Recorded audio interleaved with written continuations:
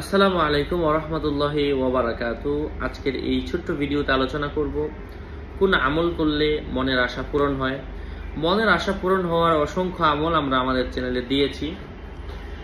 তো আজকে খুবই শর্টকাটে একটা আমলের পরামর্শ দিচ্ছি। এই আমলটা যদি কেউ করে, আল্লাহ পাক যদি চান অবশ্যই তার মনের আশা পূরণ করে দিবেন ইনশাআল্লাহ। মনের আশা পূরণ হওয়ার জন্য আমলগুলো অত্যন্ত কার্যকরী।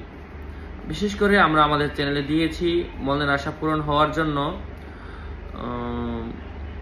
প্রথম দোয়াটা হচ্ছে দুরূদ শরীফের আমল, সূরা ফাতিহা পড়া এবং ইসমে আজম পাঠ করা।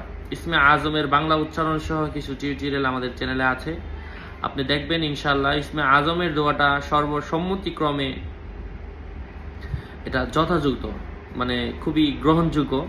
এই জন্য ইসমে আজমের আমলটা মনের আশা পূরণ হওয়ার জন্য বেশ কার্যকর। আমলগুলো করেন, আমি দোয়া করি আল্লাহ সবাইকে উক্ত ফলাফল